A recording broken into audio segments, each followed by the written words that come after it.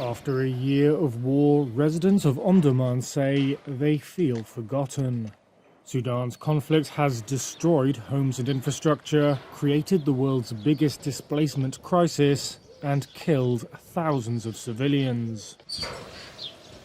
But efforts to help millions of people driven to the verge of famine have been held up by continued fighting, restrictions imposed by the warring sides, and demands on international donors from other crises across the world. In Omdurman, across the Nile from the capital Khartoum, residents like Bashir Awad say conditions are deteriorating. All countries of the world are busy with the rest of the world, but we are third world countries. No one is concerned about us. That is why we all suffered. We hope that people will stand with us. Neither the Arabs nor any other country stood with us. On Monday, the first anniversary of the conflict, an aid conference was being held in Paris. One diplomatic source said that it's hoped donors will contribute well over €1 billion for Sudan.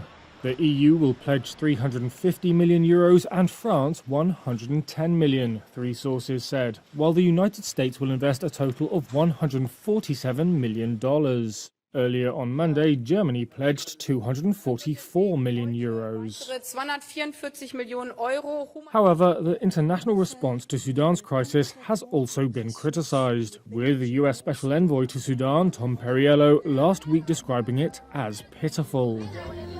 The United Nations has called for $2.7 billion for aid inside the country and $1.4 billion for assistance in neighboring countries that have hosted hundreds of thousands of refugees.